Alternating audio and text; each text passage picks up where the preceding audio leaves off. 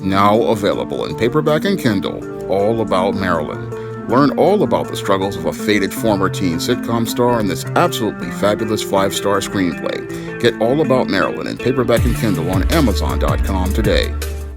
Historical Women in Crisis. One of my viewers wanted me to do another installment in the Historical Women in Crisis series.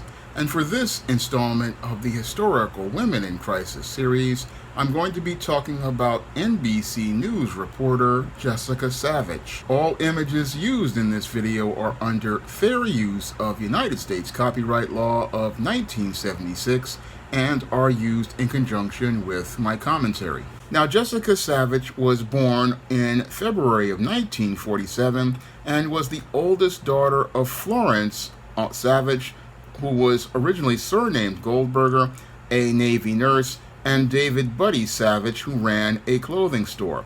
And Jessica Savitch was started on the road to becoming a woman in crisis, sadly, when her father wound up passing away.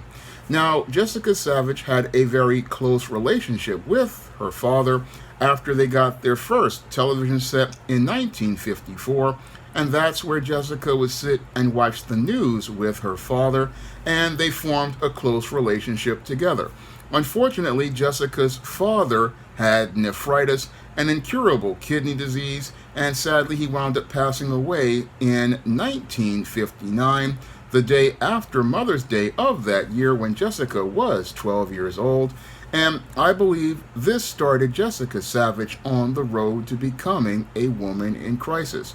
I believe it was the daddy issues that Jessica Savitch had that led to her pursuing a career in journalism. And as she pursued a career in journalism, it was in some ways to honor her father, and in other ways it was the thing that was connected to the issues as related to her relationship with her father. And I believe those issues were the thing that led to many of the insecurities that led to her becoming on the tragic road to becoming a woman in crisis. Now, Jessica Savitch, after the passing of her father, moved from Kemet Square, Pennsylvania, to Margaret City in New Jersey, and that's where she was again still struggling as related to her father's death, and again wanted to go out here and pursue that career in journalism because of the love of her father. Now, as she was attending school, she had co-hosted a radio show for teenagers in Pleasantville, and she enjoyed the work and then became a newsreader and a disc jockey. And then after high school, she attended Ithaca College in Ithaca, New York, as a communications major, and had to deal with a lot of discriminatory attitudes towards women as related to the media at the time, and went on to become a popular top 40 DJ as she graduated from Ithaca College. Now, Jessica Savitch was in 1969 hired as an administrative assistant at WCBS Radio here in New York City, and was hired basically because she was a woman. The only reason why they hired her, again, was because she was a woman, and she used this to make some tapes for herself, and she used those tapes to go out here and get her first job in KHOU-TV in Houston, where they also, while they liked her video, they looked at her copywriting and her speaking skills. They really saw that she didn't really have much journalist experience, but they really hired her basically as a diversity hire because they wanted to keep their broadcast license. So they really were just hiring her basically as a token. But Jessica Savitch continued to persevere, even though many people questioned her competency. And even though people questioned her competency, she still managed to go out here and keep getting work, and eventually auditioned for and got a weekend anchor shift, being the first female news anchor in the South, and developed the severe and mannered style of news delivery she was known for. And she got national exposure for her a train derailment and a fire on the CBS Evening News, and then eventually Jessica Savitch then moved on to Philadelphia in 1972, where she had the biggest run of her career. Now, as Jessica Savitch moved over to KYW TV in Philadelphia, things were a little different because KHOU was a non-union studio, but the Philadelphia studio was unionized. So Jessica Savitch was, under her 5-year contract, was not permitted to do anything other than on-camera news reading and reporting. And at the time, she was under pressure again from the Philadelphia chapter of the National Organization for Women. I mean, the station was under to hire more women. So again, Jessica Savitch was considered to be a diversity hire by many of the men, and not really considered to be somebody who was a qualified journalist based on the merits of journalism. And this again put a lot of pressure, I believe, on Jessica Savitch.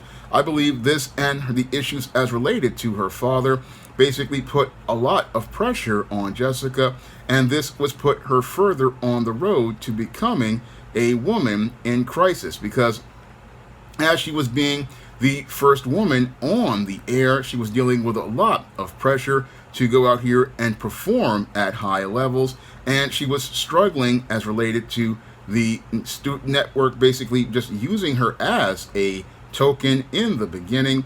And as she was dealing with this, she was trying to stay on the air because what they kept her on the job because basically they wanted to have her be that token. And eventually what they did was they eventually put her on as a anchor on the weekends, and eventually she went in the nighttime, and eventually she started to again get an audience, and viewers really responded to Jessica Savitch as they put her on through that time. And as they started to respond to her, people said that she had a magical and almost emotional bond with the audience, and she eventually started to become a celebrity in Philadelphia, where people were basically mobbing her as she walked down the street. A lot of simps were looking to trying to meet her, and female viewers were copying her hairstyle. And Jessica Savitch was again becoming very popular, and she aspired to leave local news to become a network correspondent. Now, as they were impressed with her performance at NBC, they offered her a contract as a Washington, D.C. correspondent and anchor in 1977, and she did her last newscast for KYW in 1977. And over the time that she was working at KYW, she was known for doing a lot of multi-part series where she basically inserted herself inside of the story to connect people with the stories. And what Jessica Savitch would do as she was looking to connect people with the stories, again, was going out here and experiencing what people would experience. And she would do things like go and attend a Lamaze class to learn about childbirth, and did this series over the course of Thanksgiving, and also reported showing a lot of the birth on that story. And this was one of the stories that basically defined Jessica Savitch's career, and at her becoming a part of the story personalized that story, connecting the viewer with Jessica Savitch and making us see her as a person. Now, Jessica Savitch did another story that also defined her career, where she was out here portraying herself as an undercover decoy and went along with the police as a part of a series on sexual violation. Now, this series won Jessica Savitch a Clarion Award for Women in Communications, and KYW wanted this series rebroadcast multiple times, and people liked this series so much that it basically led to a lot of legislation being changed in state and local governments that led to the opening of sexual violation crisis centers. So a lot of Jessica Savitch's reports had an impact on a lot of people, and she was making a lot of success as related to that. These two stories, and again, these two stories basically were the ones that defined her career as related to being immersed in that story. Now, another series she did was where she was a part of the Philadelphia Police Academy, and also participated in the training for a series called Lady Law. Now, this Lady Law series was one that Jessica Savitch did, where she actually went into the police academy, participated in the activities like shooting a handgun, jumping over oil barrels, squeezing under barriers, climbing 6-foot walls, and this series also won her 2 awards, but left her with sore muscles and a wrenched back, but showed how far Jessica Savitch would go for the story. And as she would go that far for the story, she got a lot of acclaim for her journalistic work. And she also did stories about single adults, the marriage mills of Las Vegas, the divorce of impact on American society, and issues when life begins and ends, and a Pennsylvania snow skiing in the Pocono Mountains, the new Philadelphia Sound. So she also even traveled to interview celebrities like Joey Bishop, Peter Boyle, Eddie Fisher, and other people from Philadelphia. So Jessica Savitch going out here and made a lot of great content for KYW, and it was that content that, again, basically made her a star.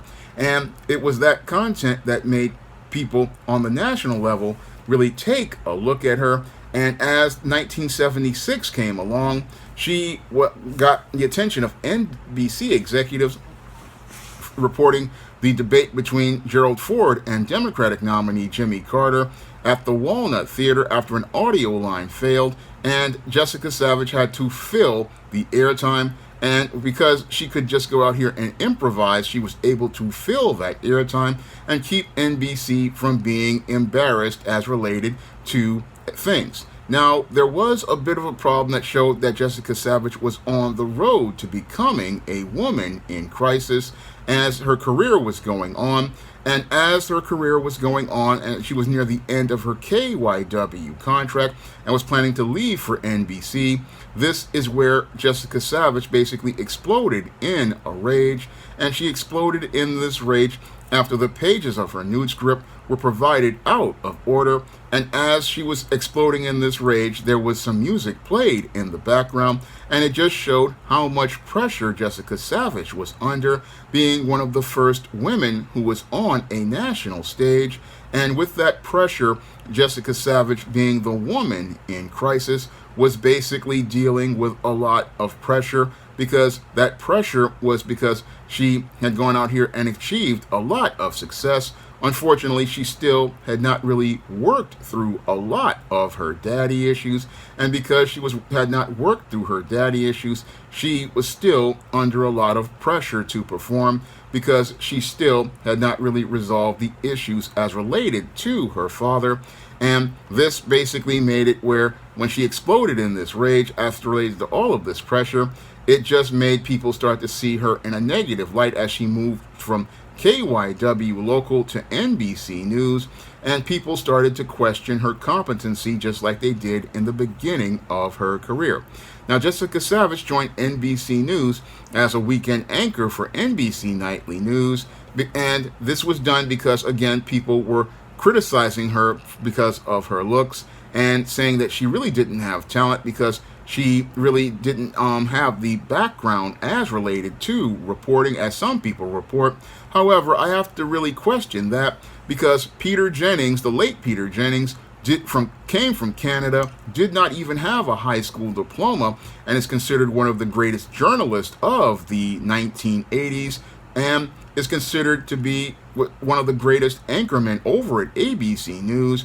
But a lot of people wanted to question Jessica Savitch, even though she had a degree in journalism, and not journalism, but in communications. And a lot of people wanted to question her as related to her skills as a journalist. But when I look at Peter Jennings, the late Peter Jennings, I mean, he's considered to be one of the greatest network news journalists, and he has none of that experience at all. So it's very interesting how they create a dichotomy as related to Jessica Savitch and Peter Jennings. But the whole thing is, while Jessica Savitch was a competent anchor, however, she struggled as a correspondent. And I believe that she struggled as a correspondent because, again, of all the pressure and the criticism compounding her daddy issues. And as she was having these pressures, as related to the pressures of being in that top spot and those daddy issues. This is possibly where she wound up on the road to addiction.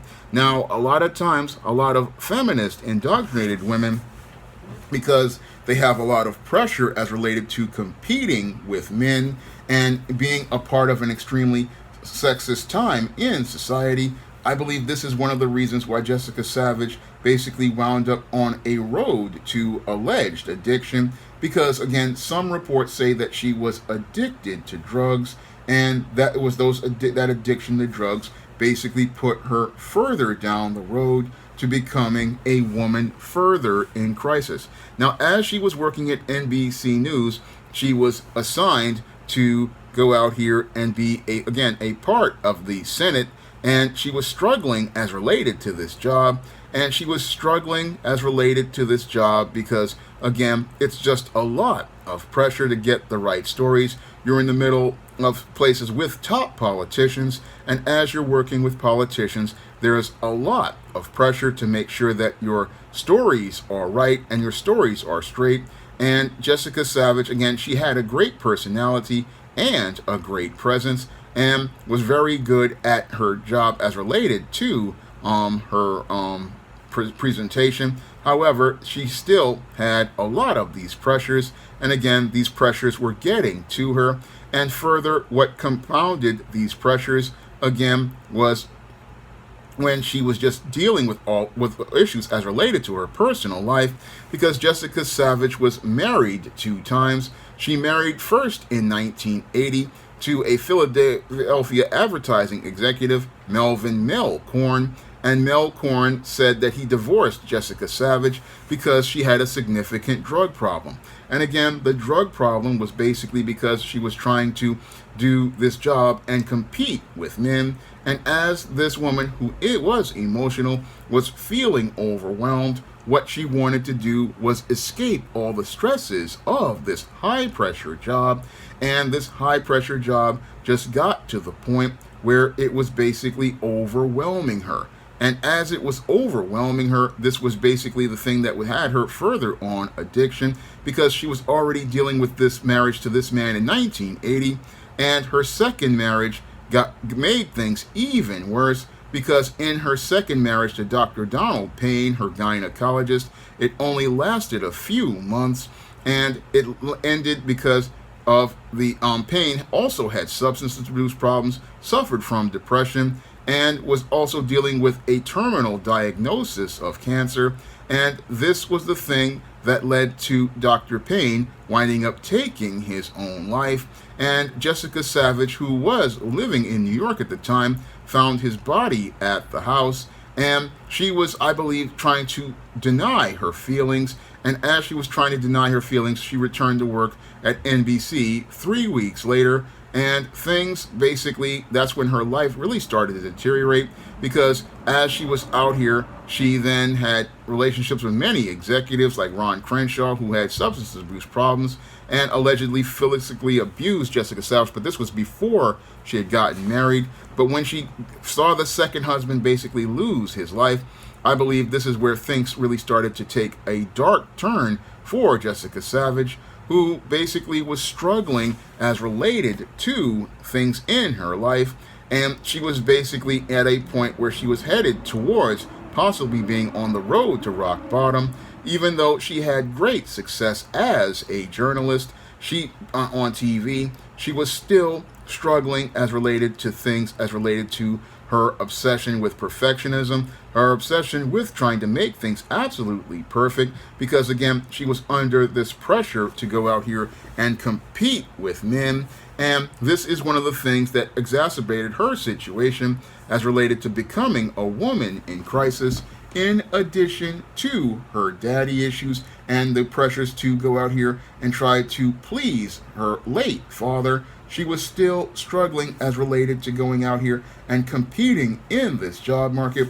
And this woman, who again was indoctrinated into feminism, was trying to compete with men. And as she tried to compete with men, the pressures started to get to her, and this is basically what I believe led to her winding up with these addiction problems, where on one incident she was just, in addition to being considered to be difficult, she had a live broadcast incident in October of 1983 where she basically was incoherent, slurring her speech and ad-libbing her report. And this is where people were speculating that she was using drugs, and this is where her drug addiction problems were starting to make things bad as related to her career. And again, it was that performance on October 3rd that basically took Jessica Savitch from being a star to being a woman whose career was in decline, and her career was basically in decline at that point. But some say that NBC was going to renew her contract for another year, but at that point she basically wound up in a really bad place as related to her career, because at that point in October, she was basically on the road to decline, because all of the pressures had basically gotten to her to the point where she could not perform well anymore, and she was at a bad place in her life, and things really got bad for her. And 20 days later, after the problematic broadcast, she had a dinner with Martin Fishbein, the vice president of the New York Post, at Chez Odette, and they had been dating for a while. And after their meal, they drove, and as they were driving, Fishbein, who was driving the car, was in the middle of the rain, and as they were driving in the rain, what happened was that the car drove on a town path on the Pennsylvania side of the Delaware River. The station wagon veered too far to the left and went over the edge and into the shallow water of a canal. And because the canal was a place where there was a lot of mud, the car doors were sealed shut, and sadly, Jessica Savitch wound up drowning inside of this vehicle with Martin Fishbein and her dog, and all of them were still in the car. And again, people didn't know that they were in the car until a couple of hours later, and that's where they found their bodies. And again, it was a tragic end to a critically acclaimed woman, but she was a woman in crisis, and she was a woman in crisis ever since her father passed away. And Jessica Savitch basically wound up having very extreme daddy issues, and those daddy issues basically were the thing that put her on the road to trying to go out here and trying to please her father by being a journalist, because this was what they shared together. And since she could not deal with the pressures of journalism, she wound up again trying to overcompensate by trying to compete with men. But as she tried to compete with men, the pressures got so strong that she's tried to escape through drugs. And as she tried to escape through drugs, she wound up on the road to addiction. And that addiction basically took her on the road towards the end of what was a promising career as it related to many feminist indoctrinated women. Again, Jessica Savitch had great success as related to journalism. However, she didn't have a lot of success as related to her personal life. And again, this mirrors what many beta males are, as what the business talked about in his live stream, where he talked about Jeff Bezos. And I see mirrors of Jessica Savitch in Jeff Bezos. And again, a beta male will have a lot of professional success,